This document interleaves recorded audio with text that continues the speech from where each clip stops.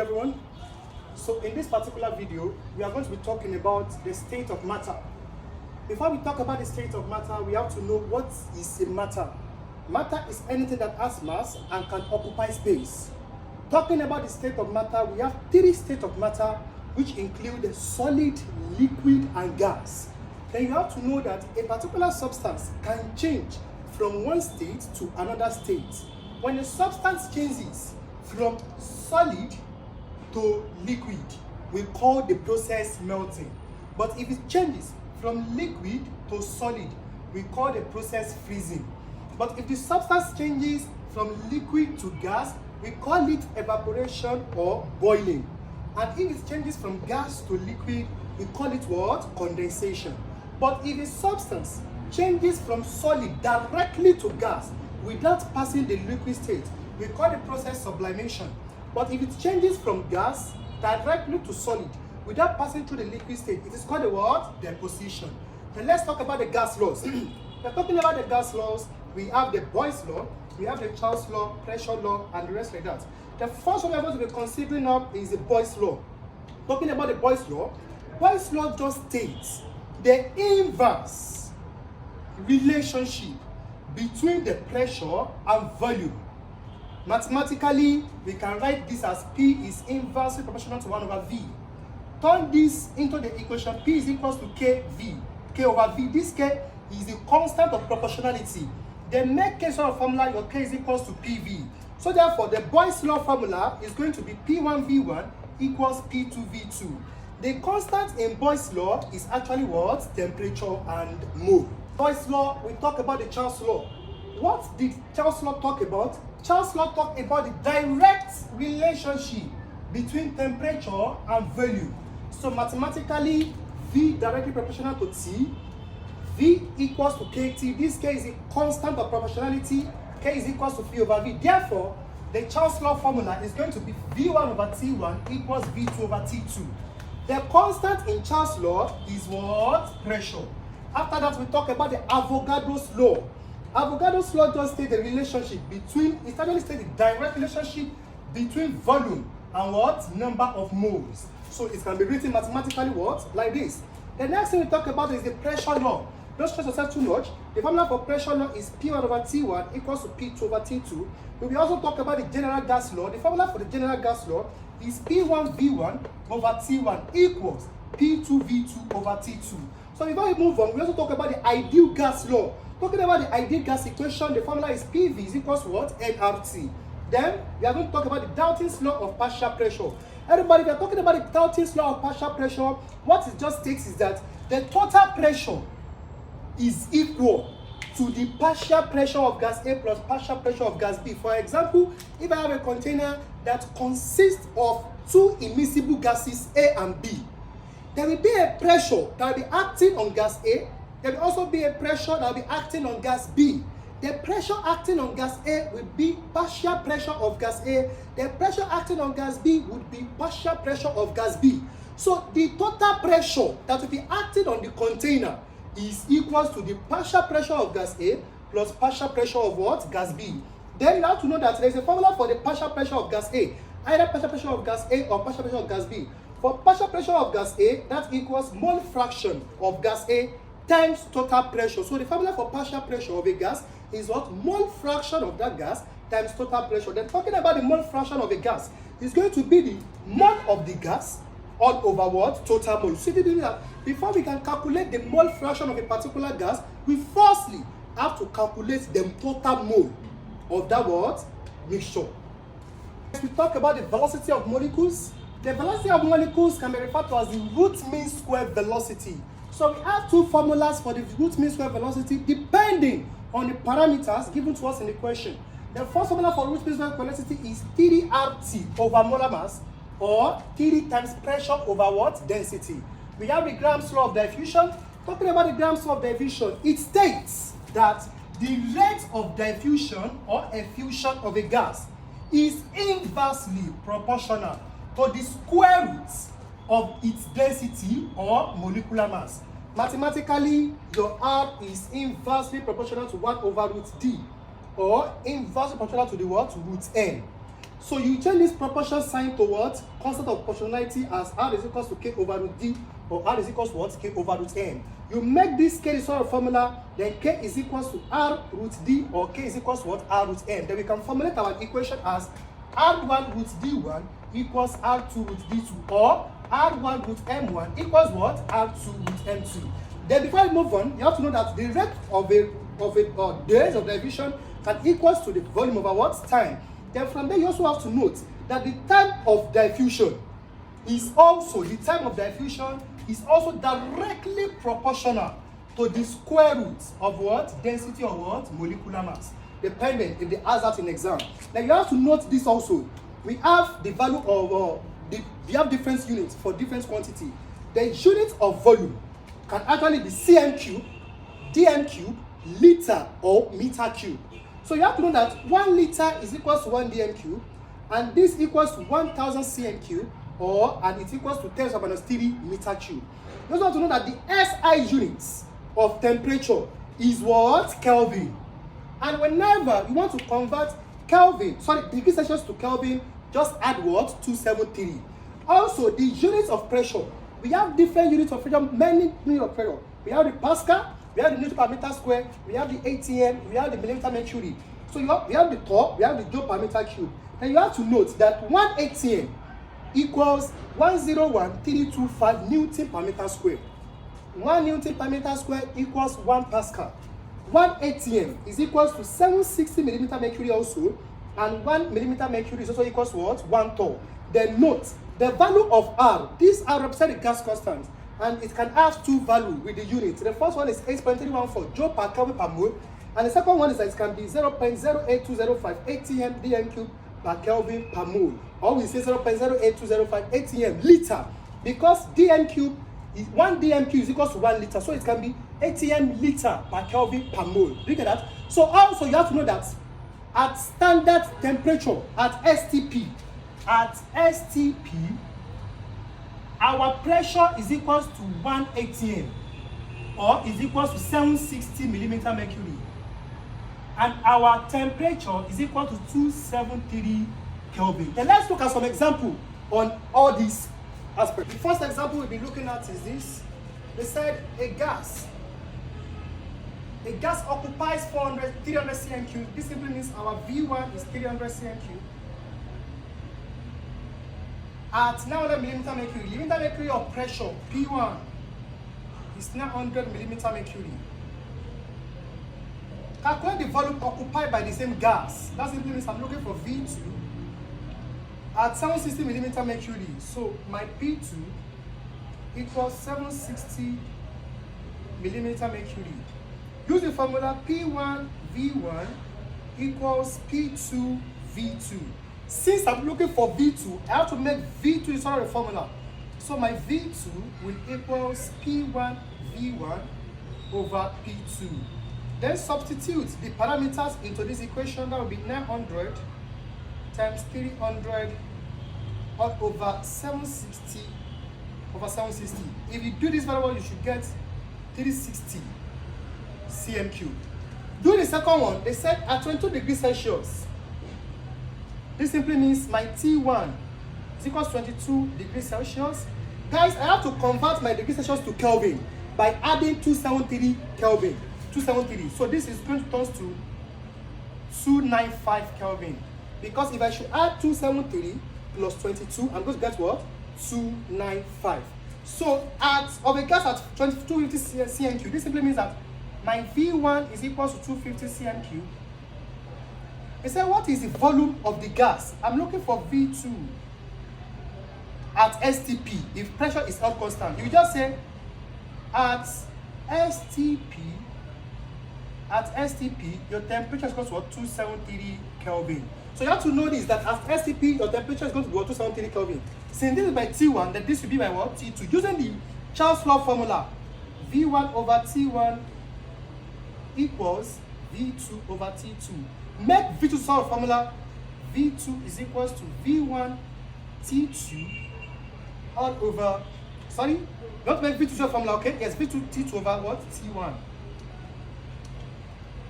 Then, substitute the parameters. My V1 is 250 My T2 is 273. All over, my T1 is what? 295.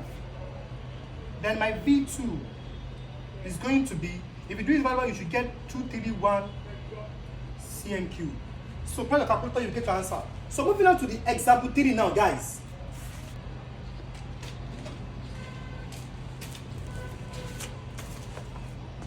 The example 3, 1 mole of an ideal gas occupies 12 liters at 25 degrees Celsius. Solution. They said 1 mole of an ideal gas. That simply means my M, which represents the number of mole, is equals to 1 of an ideal gas occupies 12 liters. Liter is the unit of volume. That simply means my V is equals to 12 liters. At 25 degrees Celsius, my temperature T is equals to 25 degrees Celsius. Guys, I'm going to convert this 25 degrees Celsius to Kelvin. I will just add it with what? 273. Then guys, I'm going to get 298 Kelvin. They said, what is the pressure? Guys, I'm looking for the pressure. Since I'm given the number of moles, the volume, the temperature, and I'm looking for the pressure, I'll just remember the formula PV is equals to nRT. Then P is equals to nRT over V. That's how I'm looking for. So nRT over what? Over V. But the problem now is that I don't know my R. You have to remember that your R is a constant. And the value of your R, if you have liter, that is going to be 0.0825 atm liter per Kelvin per mole. Remember that I already told you, I've given you the value of your R in previous explanation. So therefore, guys, let me substitute all the parameters into this formula. P equals, this is 1 mole, right? That is 1 mole, that is N is 1 mole. Hence my R is 0.0825 atm liter per Kelvin per mole times the temperature, that is 298 Kelvin, all over volume, that is 12 liters. So firstly, this mole we cancel this per mole, this liter we cancel this liter, then this per Kelvin we cancel this Kelvin. Then my P is going to remain 1 times 0.0825 times 825 atm times 298 all over 12. And I'm going to press this on my calculator to get my answer. 0.0825 times 298 all divided by 12. Then the answer I get is what? 2.048 atm. I got 2.048 atm. Guys, I can convert this my answer in atm to Pascal. Are you there? If I want to convert my answer from atm to Pascal, then I'm going to remember notes. 1 atm is equals to 101,325 Pascal. Do you get that? 1 atm is equals to 101,325 Pascal. So the value of atm I got here is 2048 atm. I'm just right under this one. I write it under the atm here. 2.048 atm. Then since I want to convert to Pascal, so under this Pascal, I'm going to put x there. And I'm going to cross multiply. My x would equals to atm, we cancel atm, that would be 2.048 times 101,325 Pascal. So I'm going to multiply 2.048 times 101,325. Then I'm going to get 207514 Pascal. So this is how to convert my answer to what? To Pascal. But guys, note, if you can now wish, depending on the option given to you, to convert this Pascal back to kilopascal. If you want to convert this Pascal to kilopascal, just divide it by 1000. So convert Pascal to kilopascal. Therefore, P is equal to, I've just divided by 1000, that will just be 207.5 kPa. So that is that. So it depends on the option given to you. If your option is in atm, this is the final answer. If your option is in Pascal, this is the final answer. But if it is kilopascal, this is the final answer. The example I have here is that the total pressure exerted by a mixture of two gases, I have two gases, A and B, is this. So solution, the total pressure equals 76.2 centimeter mercury. They said the number of moles of the two gases are this and this. So guys, this simply means that the number of mole, N of A, this N represents number of mole of A, the answer is 0.0075. The number of mole of B, NB, is equals to 0.0040. Then guys, I can calculate my total mole. That is going to be NT. So my total mole will just be the addition of these two mole. That is going to be 0.0075 plus 0.0040. So therefore guys, my total mole is 0.0115. This is my total mole. So they asked me to calculate the partial pressure of the two gases. So if I want to calculate the partial pressure, just remember that I first calculate the partial pressure of gas A. The partial pressure of gas A, is going to be the mole fraction of gas A times total pressure. So therefore guys, that simply means I have to calculate my mole fraction of gas A. You have to remember that the mole fraction of gas A,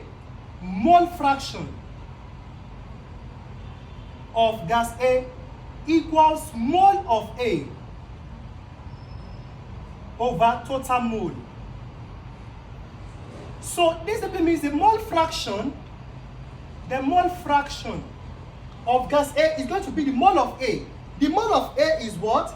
0.0075. And the total mole is what? 0.0115. So therefore, I will come back here. My partial pressure of gas A equals the mole fraction of gas A, which is 0.0075 over 0.0115 times the total pressure. The total pressure is going to be 76.2. So therefore, guys, let me do this calculation. So 0.0075 over 0.0115 multiplied by 76.2. Then this simply means the partial pressure of gas A is going to be 49.695. This is the partial pressure of gas A. So if I want to get the partial pressure of gas B, so that will just be, I will just remember that my total pressure is equal to partial pressure of gas A plus partial pressure of gas B. My total pressure is 76.2. Partial pressure of gas A, which I've calculated to be 49.695, plus partial pressure of gas B. So the partial pressure of gas B now is going to be 76.2 minus 49.695. So that will be 76.2 minus 49.695. Then that will be 26.50. So the partial pressure of gas B is what? 26.50. Then guys, the question I'm having here is that what is the relative rate of diffusion of hydrogen molecules compared to this oxygen at the same temperature? Guys, I'm going to write solution. Now, I'm looking for the relative rate of diffusion of hydrogen molecules compared to this of oxygen. That simply means I'm looking for the rate of diffusion of hydrogen ratio rate of diffusion of oxygen. That's what I'm looking for. Then I have to remember something. Since I have the compound which is hydrogen and also oxygen, then I can get the molar mass. I can get the molar mass of hydrogen. That's going to be 2. Molar mass of oxygen. That's going to be 32. So I will just remember the formula that is relating the rate of diffusion and the molar mass. That is R1 root M1 is equals to R2 root M2. Then I'm going to change my 1 to hydrogen, 2 to oxygen. The formula changes to RH root MH is equals to RO root MO. Then since I'm looking for the rate of hydrogen to oxygen, that simply means it can be written as RH over RO is equals to root MO over root MH. It's going to be root M over root MH because if I should cross multiply back, I have to get what is here. I can write as RH over RO is equals to root MO over what? MH. So therefore, I have to do this. Rate of RH over RO equals root my MO, mass of oxygen, that is 32. MH, that is 2. This equals 16 over 1.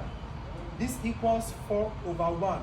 So this means that the rate of hydrogen to oxygen is equals to 4:1.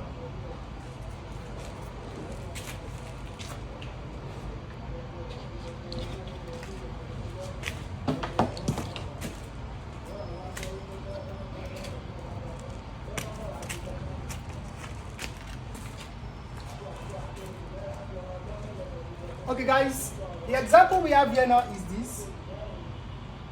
Calculate the root mean square velocity of CO2 molecules. Since we have molar mass and we have temperature, the formula for the root mean square velocity we are going to use is going to be square root 3RT over molar mass. So in this question, you will see that I only have the temperature. The temperature is 27 degrees Celsius. I will convert to Kelvin by adding 273 Kelvin. That's called 300 Kelvin. The molar mass of CO2 is 44 grams per mole if you calculate it.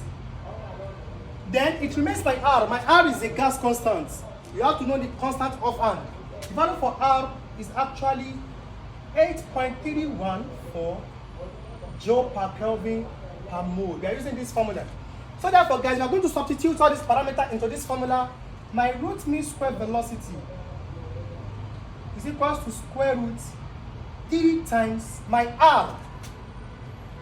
That is 8.314. Sorry, this should be joule per Kelvin per mole. Per Kelvin per mole times, no, don't forget 3RT. My T is Kelvin. 300 Kelvin. The molar mass is 44 grams per mole. So that's the first thing we are going to do. The next thing we are going to do now is that we are going to notice that this per Kelvin cancel this Kelvin, per mole here cancel this per mole. So we are going to be left with joule and gram. So you have to note that joule is the unit of energy, and 1 joule is equals to 1 kilogram meter per second square. Note, kilo equals 10 raised to power 3.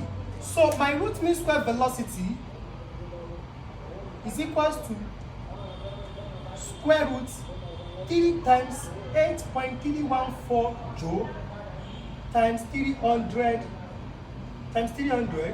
all over 44 grams. So my joule is kilogram meter per second square. This equals square root 3 times 8.314. My joule is kilogram meter per second square. Sorry, my joule, 1 joule is kilogram meter square per second square. That is kg meter square per second square times 300 all over 44 grams. Then remember that this K here simply means kilo. That is 10 raised to power 3. Then this can equals to square root 3 times 8.314 times 10 raised to power 3 gram meter square per second square all over 44 grams. So the only thing I've done from here to here is that this K that is here, simply, you know, this Kg means kilogram, but this K, which represents kilo, is 10 raised to power 3. So I change this K to what? 10 raised to power 3. So therefore, guys, it will now, you now say that this G cancel this G. So guys, I'm going to be left with square root 3 times 8.314 times 10 raised to power 3 meter square per second square all over 44. So guys, just press this directly on calculator, press the square root, press the fraction button. At the numerator, press 3 times 8.314 times 10 raised to power 3 all over 44. Then you are going to get 23.8 times 23.8 meter per second. Okay guys, there has been a mistake at this point here. I did not put this 300 here, so that was a mistake. So times 300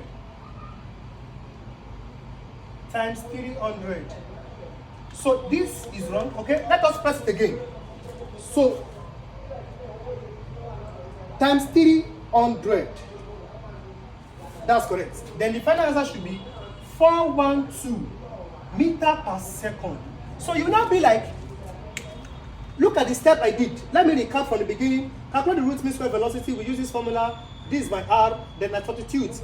Per Kelvin cancel Kelvin, per mole cancel this per mole. 1 joule is kilogram meter square per second square. Kilo simply means 10 raised to power 3. You know, after I've cancelled this out, it remains this. Then you have to know that my J is kilogram meter square per second square. That is kilogram meter square per second square, right? So this K, you know, this is kilogram. This K here represents kilo. That is 10 raised to power 3. So that's why this K turns to 10 raised to power 3 here. This gram cancel this gram. Then you are going to say that it remains this times 3 times 8.314.